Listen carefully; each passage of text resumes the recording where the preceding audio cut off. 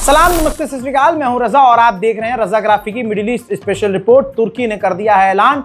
रजब Tayyip Erdogan ने लगभग $6 billion का फंड जो है अप्रूव कर दिया है। सीरिया के अंदर इजराइल और तुर्की भिड़ाव की स्थिति में पहुंच चुके थे और आए दिन जो है इन दोनों की ज़बानी जंग सामने आती है। ऐसे में तुर्की को अपने अस्तित्व का खतरा है कि कल को कभी भी भविष्य में कुछ ऐसा हो गया या इजराइल ने उस पर हमला कर दिया तो क्या करेंगे। अभी हाल फिलहाल में ही 1-2 दिन पहले ही ये भी खबर सामने आ रही थी कि सीरिया के हवा में जाहिर सी बात है इजराइल के फाइटर जेट देखे जा रहे हैं और सीरिया का बॉर्डर तुर्की से मिलता है। रिपोर्ट आपकी स्क्रीन पर है। तुर्की के राष्ट्रपति ने 6 बिलियन से ज़्यादा का पैकेज अप्रूव कर दिया है अपनी डिफेंस कंपनियों के लिए। इसके बाद कहा जा रहा है ये पैसा एक इजराइल के डिफेंस सिस्टम आयरन डोम जैसा तुर्की बनाएगा, स्टील डोम, जो तुर्की की सुरक्षा के लिए यानी तुर्की के डिफेंस सिस्टम के लिए इस्तेमाल होगा। वहीं खबर यह भी आ रही है कि तुर्की को यकीन है, राष्ट्रपति रजब तैयब एर्दोगान को ऐसा लगता है कि डोनाल्ड ट्रंप नेतन्याहू को मना लेंगे और तुर्की की फौज गाजा में तैनात हो जाएगी। उधर दोस्तों इटली के बारे में आपको अहम तरीन जानकारी देनी है। इटली की आवाम को अच्छे से पता है कि इटली की सरकार मुंह से चाहे कुछ भी बोले लेकिन अंदर ही अंदर वो इजराइल का साथ दे रही है। ऐसे में इटली की आवाम सड़कों पर हिंसक हो गई है और अपनी सरकार गिराने की तैयारी में है।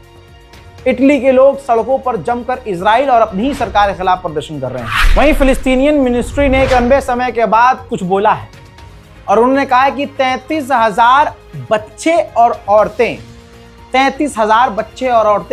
पिछले 2 साल के अंदर इजराइल ने गाजा के अंदर कत्ल किए हैं और इजराइल अभी भी कर रहा है बमबारी। ताज़ा तरीन बमबारी और गोलीबारी में एक फिलिस्तीनी की मौत हुई है। दूसरी तरफ गाजा में बरसात है जिसकी वजह से काफ़ी बड़ी मुसीबतें हैं। तस्वीर कुवैत फील्ड हॉस्पिटल की है जो गाजा के अंदर वर्किंग है। बारिश का पानी अब उस कुवैत के द्वारा संचालित गाजा के अंदर अस्पताल में पानी देखा जा सकता है। इस वक्त बरसात की वजह से गाजा के लोग काफी ज्यादा परेशान नजर आ रहे हैं। अमेरिका और इजराइल की दोस्ती नुकसान देती है और दुश्मनी तो ऑब्वियसली देगी नुकसान। इसका शिकार भारत भी हो चुका है। किस तरह से डोनाल्ड ट्रंप ने हमारे माननीय प्रधानमंत्री, ईमानदार प्रधानमंत्री को धोखा दिया। यहां तक कि भारत का एक समाज डोनाल्ड ट्रंप की पूजा अर्चना कर रहा था, उसको भगवान तक मान लिया था, तो अपने भक्तों को भी डोनाल्ड ट्रंप ने धोखा दिया। यही मिजाज इजराइल का है।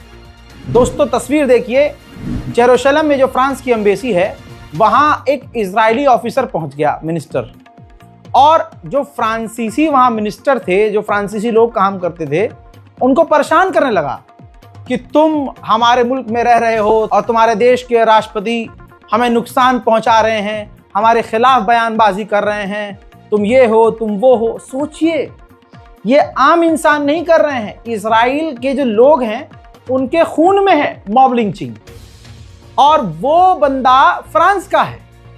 अब इमैनुअल मैक्रोन क्योंकि फिलिस्तीन के हक में बयान दे रहे हैं कि फिलिस्तीन को मान्यता मिलनी चाहिए, 2 स्टेट सॉल्यूशन होना चाहिए, गाजा में बमबारी बंद होनी चाहिए, वेस्ट बैंक पर कब्जा नहीं करना चाहिए। इन तमाम बयानों से चिढ़कर इजराइल के अंदर ही जेरूशलम में जो फ्रांस की एम्बेसी है वहां इजरायली मिनिस्टर्स पहुंच के फ्रांसीसी लोगों को परेशान कर रहे हैं। जिसके बाद फ्रांस के राष्ट्रपति इमैनुअल मैक्रोन फ्रांस ने ऑफिशियली मांग की है कि जेरूशलम में जो फ्रांस का हमारा दूतावास है वहां के लोगों के लिए प्रोटेक्शन दिया जाए। मैं होता फ्रांस का राष्ट्रपति तो सीधा अपने एम्बेसडर को और अपने अधिकारी को वापस बुला लेता, लेकिन फ्रांस को ये बात अभी देर से समझ में आएगी क्योंकि अभी तो सिर्फ भौंका है, इजरायली ऑफिशियल उन पे काटा नहीं है। जब काटेगा तो फ्रांस को एहसास हो जाएगा। इजरायली अधिकारियों ने दावा किया है कि हमास के 9 आतंकवादियों को हमने कत्ल कर दिया है जो कि टनल में छुपे हुए थे। हालांकि डोनाल्ड ट्रंप पहले ही कह चुके हैं कि जो टनल्स में छुपे हुए गाजा के लोग हैं, गाजा के हमास के लड़ाके हैं, उनको आप जाने दें, लेकिन नेतन्याहू सिर्फ अपनी कर रहे हैं। हजरात, वहीं अल्लाह का अजाब गैब से आ ही रहा है। एक खबर आई है और उसके साथ चंद सेकंड का वीडियो है। एक इजरायली सेटलर के घर के बाहर एम्बुलेंस आई हुई है। जांच करने पे हमने जांच करी तो पता चला कि एक इजरायली फौजी ने जो गाजा से लौटा है अपने आप को उसने ख़त्म कर लिया। जिसके बाद वहां एम्बुलेंस आई है और उसके बाद मृतक उसको डॉक्टर ने घोषित कर दिया है। मामला पेचीदा होता जा रहा है। कुछ अरब ऑफिशियल्स और फिलिस्तीनी ऑफिशियल्स, फिलिस्तीन की जो सरकार है अथॉरिटी की, फिलिस्तीन अथॉरिटी की, वो मांग कर रही है कि इजराइल गाजा से पूरी तरह से बाहर निकल जाए, गाजा की जमीन से पूरी तरह से बाहर निकल जाए, तभी हमास हथियार डाले। और आपको मालूम है इजराइल पीछे नहीं हटेगा। मोहतरम हजरात, वेस्ट बैंक में इजराइल की सेना रेड कर रही है। सोचिए अगर आप सो रहे हो और आपके दरवाजे पर 5-6 हजार पुलिस वाले आ जाएं और एक पूरा काफिला आ जाए और आप हाथ ऊपर कर दें और घर के अंदर छुपने लगे हाथ ऊपर करके कि हम लड़ना नहीं चाहते, हम हथियार के साथ नहीं, इसके बाद भी आपको गोली मार दी जाए। भारत के भी लगभग इसी तरह की चीज़ें सामने आती हैं। जैसे बिल्डोजर अचानक से पहुंच जाता है अफसरों के साथ। वो कश्मीरी पत्रकार के साथ यही हुआ जिन्होंने बताया कि भाई मैं दूसरों के घर टूटता था तो वीडियो बनाता था और दुनिया के सामने कश्मीरियों का दर्द रखता था। अचानक से पुलिस आती है, प्रायर नोटिस के बिना मुझे समय नहीं दिया जाता है और मेरे घर को तोड़ दिया जाता है। मैं लाचार और असहाय हूँ। ऐसे ही फिलिस्तीन के वेस्ट बैंक में इजरायली मिलिट्री ने रेड के दौरान जिन फिलिस्तीनियों को घेरा और जिन्होंने पहले ही सरेंडर कर दिया था, वीडियोस भी आ चुकी हैं लेकिन मैं इसको दिखा नहीं सकता। सरेंडर करने के बाद भी इजराइल की सेना ने फिलिस्तीनियों को गोली मार दी, जिसके बाद यूएन का ऑफिशियल स्टेटमेंट आया है कि ये वॉर क्राइम है और इसकी जांच होनी चाहिए। इजराइल सरेंडर करे हुए लोगों को गोली कैसे मार सकता है? Yes, we heard those comments and of course they need to be deplored because that is a response in any situation with such brutal use of force is nothing short of abhorrent.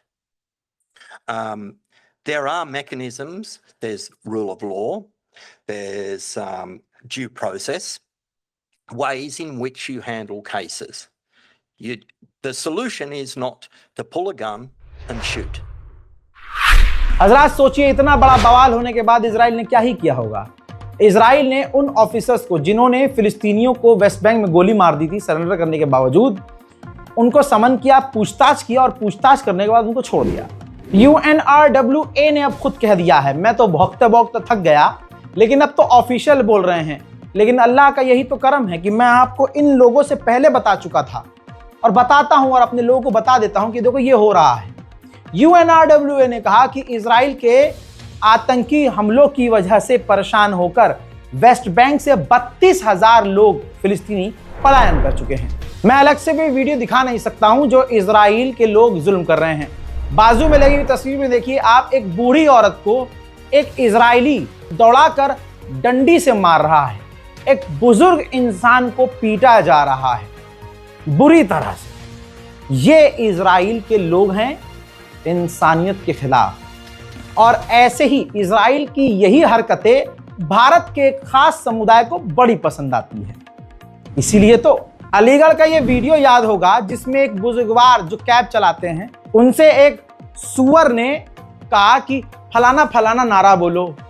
अगले शेर ने साफ मना कर दिया कि Alana फलाना नहीं बोलूंगा, ये नारा नहीं लगाऊंगा, चल अपना काम कर।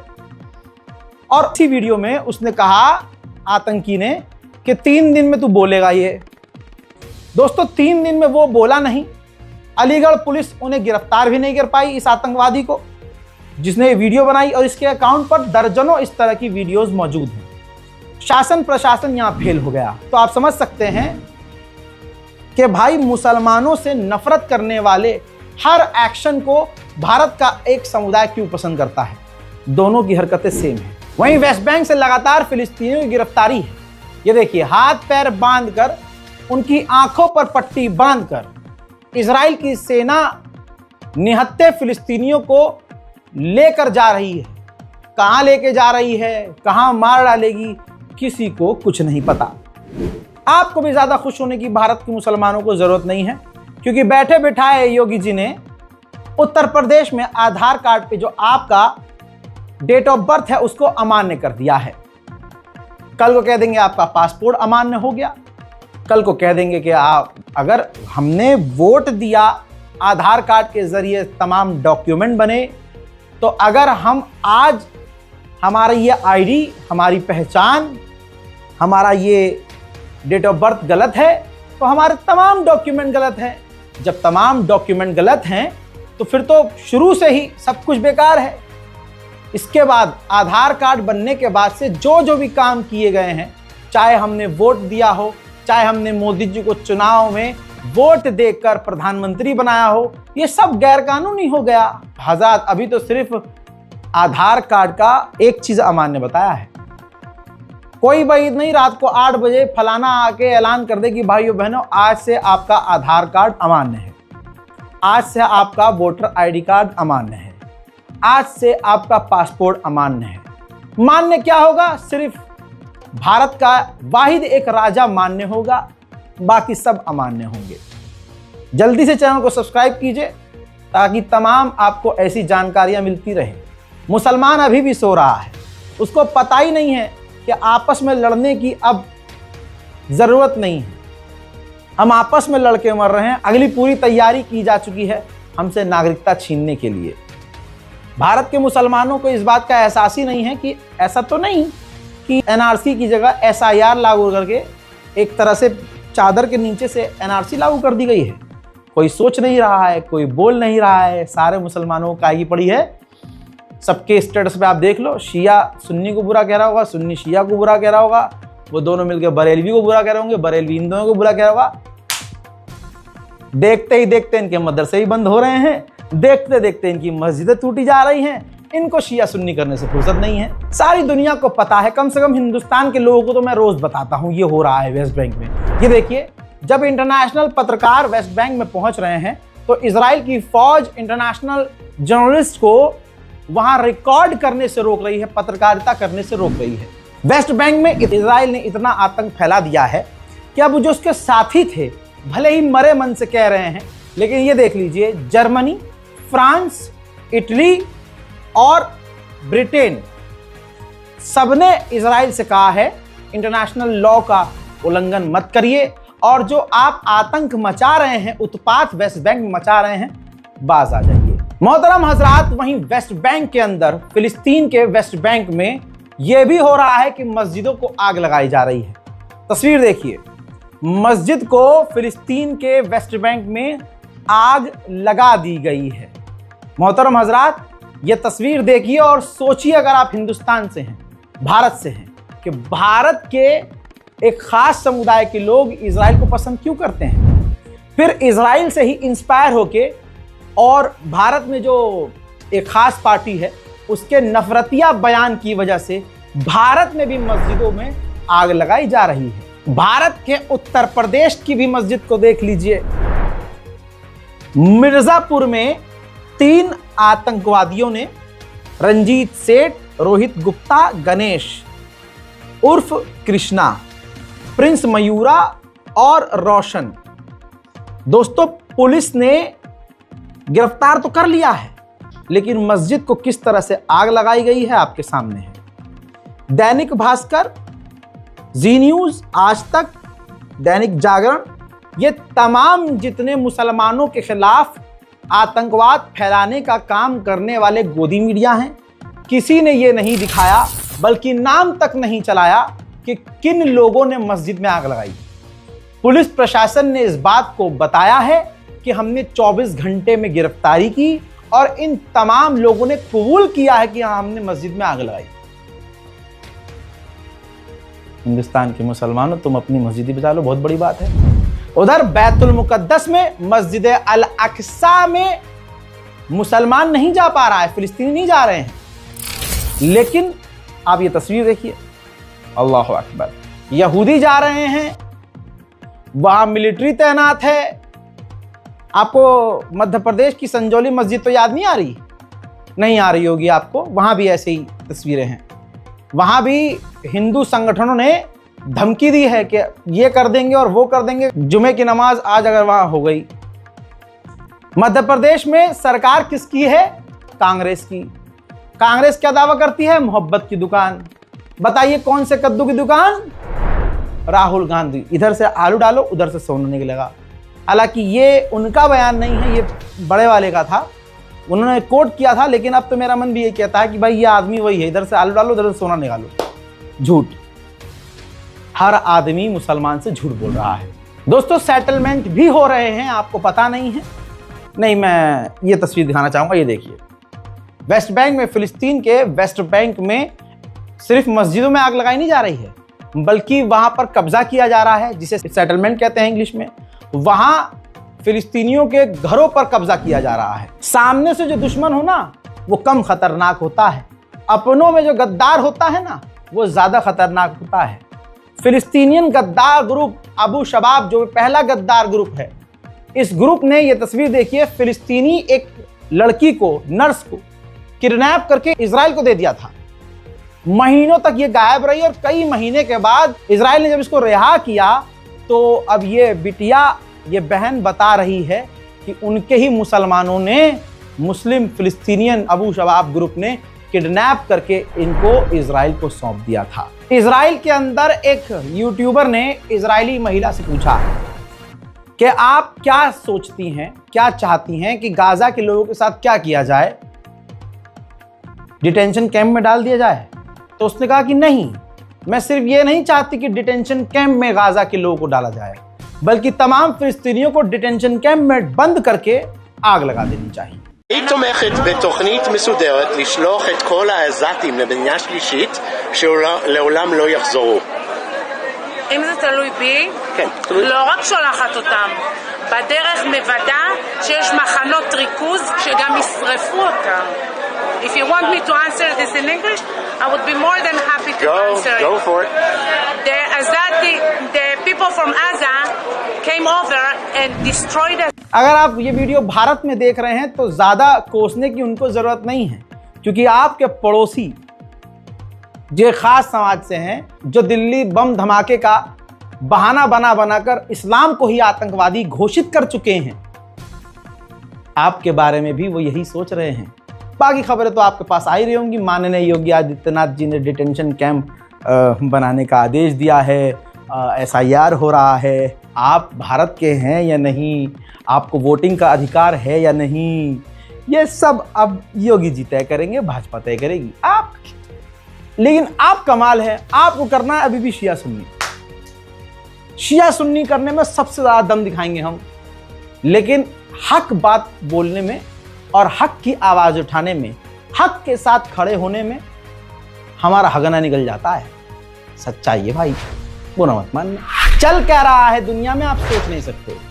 एक कनाडा के हॉस्पिटल में एक मुस्लिम नर्स को कनाडा के हॉस्पिटल ने इसलिए निकाल दिया है क्योंकि उसने फिलिस्तीनी और गाजा के लोगों को सपोर्ट किया था सोशल मीडिया पे कि भाई उनके साथ गलत हो रहा है, ऐसा नहीं होना चाहिए, बच्चों को नहीं मार।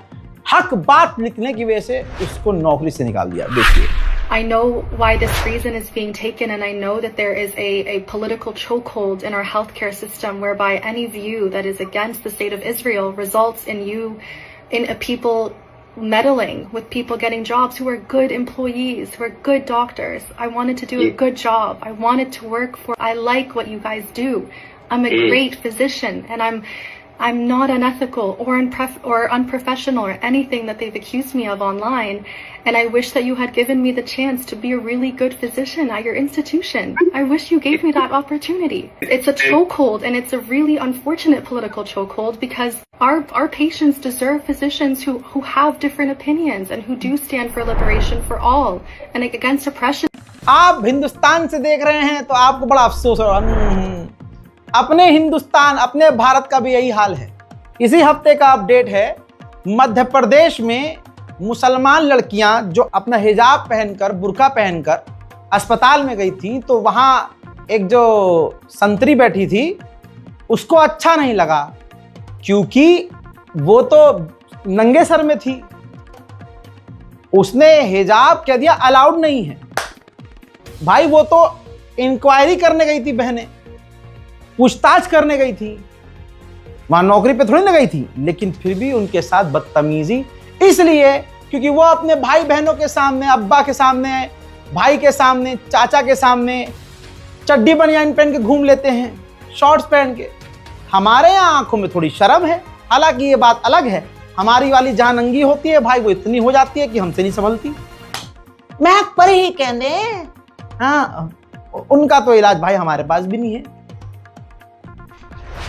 अब ये वीडियो देखो। पहले तो आप दोनों ने बुर्का पहन के रखा है जो कि अलाउ नहीं है। Oh really? बुर्के में किसी को रूल, हाँ एक्चुअल में रूल। हाँ ठीक है ठीक है, ये लोग मुंह खोल दिया हमने, और मुंह खोल दिया। कोई हम मुर्गे में आदमी तो है नहीं, आदमी तो नहीं। आपसे क्वेश्चन ही पूछ रहे थे ना, आपसे क्वेश्चन ही पूछ रहे थे मैम। आप ऑन ड्यूटी नहीं है तो आपने हमसे बदतमीजी कैसे करी? तो आप आई क्यों फिर मुझसे पूछे? हमें नहीं पता ना, आप यहाँ ऑन ड्यूटी नहीं है, पता नहीं क्या करने आए हैं। फिर कौन दिख रहा है? मैं अपना काम करने आई थी। मैंने तो आप देखी ना, आप डॉक्टर हैं, हमने आपसे पूछा, हमने सिर्फ इतना पूछा मैम हमारे पेशेंट को प्रॉब्लम है, हम अपने हॉस्पिटल लेके जा रहे हैं, आप अपने सिर्फ हमें बता दीजिए। आपने बोला मुंह बंद रहा। सुप्रिटेंडेंट आएंगे कि नहीं आएंगे? आएंगे कि नहीं आएंगे सुप्रिटेंडेंट? इस एरिया में मेल अलाउ नहीं है, ये अपने सुप्रिटेंडेंट को बुला रहे हैं। ये पूरा फीमेल एरिया है। यहाँ पर इन्होंने हम लेडीज को धमकाने के लिए, डराने के लिए, वीडियो डिलीट करवाने के लिए, जो इनकी असलियत थी वो करने के लिए हमारे देखिए मोबाइल छीना गया। और यहाँ पर 15-20 नीचे से गार्डों को बुलाया गया जो हमसे मोबाइल छीन रहे थे वीडियो डिलीट करवाने के लिए और हमसे धमकाने के लिए। यहाँ पूरा फीमेल एरिया था, यहाँ मेल अलाउ नहीं थे, लेकिन लेडीज को हमको डराने के लिए, हम बुर्का पहने थे, हमें डराने के लिए पूरे हॉस्पिटल के 15-20 गार्डों को ऊपर बुला लिया गया कॉल करके, और बाहर के गेट बंद कर दिए गए इन मैडम के कहने से कि गेट बंद कर दो, इनको बाहर नहीं जाने दिएगा। और जबकि हम अटेंडर थे। सुल्तानिया हॉस्पिटल के सारे डॉक्टर का, सभी का यही रवैया है, पेशेंट के साथ, अटेंडर के साथ किसी से सीधे मुंह बात नहीं करते हैं, सीधे बदतमीजी करते हैं। आपने बोला मुंह बंद रहा। सुप्रिटेंडेंट आएंगे कि नहीं आएंगे? आएंगे कि नहीं आएंगे सुप्रिटेंडेंट? मेरे को 2 मिनट में स्टार्ट में चाहिए बिल्कुल।